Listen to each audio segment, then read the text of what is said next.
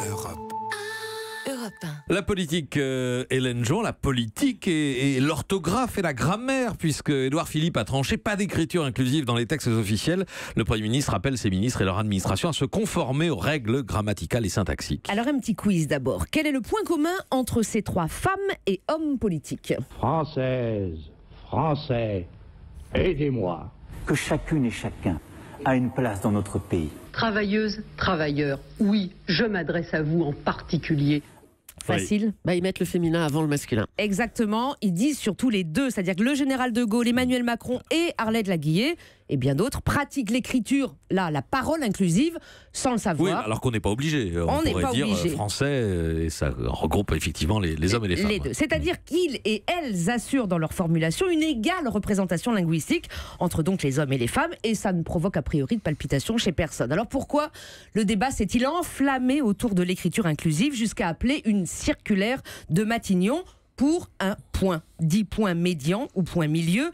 Cette fameuse écriture prône d'autres usages comme la féminisation des titres et des métiers ou encore l'accord de proximité, mais depuis que le Figaro a révélé qu'un manuel scolaire pour CE2 écrivait que grâce aux agriculteurs.ris.s, artisans.e.s et commerçants.e.s, la Gaule était un pays riche, la bataille d'Hernani est repartie. Péril mortel, ont dit les immortels de l'Académie française, qui pourtant ne devraient rien craindre en la matière. De l'autre côté, linguistes, profs parfois, ont défendu l'idée qu'il était possible de rompre avec un masculin l'emportant toujours sur le féminin, le langage façonnant une certaine vision de notre société.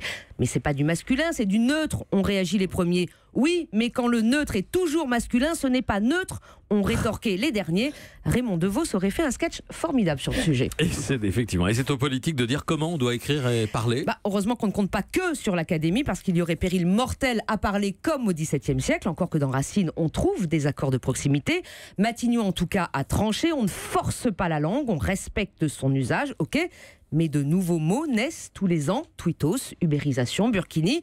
Ils disent le nouveau monde qui émerge. Est-ce vraiment forcer la langue que d'y rendre les femmes plus visibles? Pas forcément en allant jusqu'au point, mais en les nommant chaque fois qu'il est possible.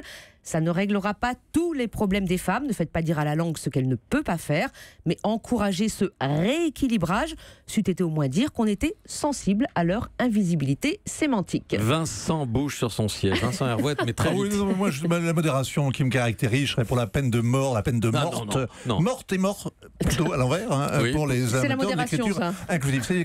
Mais est-ce que tous ces gens n'ont pas l'impression qu'ils sont à côté de la plaque, que le vrai combat, c'est pas pour l'égalité, la fraternité, la liberté, c'est pas l'écriture inclusive, qu'il y a mieux à faire, qu'on écrira bientôt en burqa et en écriture inclusive, ou en hijab et en écriture inclusive? Bon, je ne sais pas si cette réflexion mérite une réponse ou une réplique. Europe 1.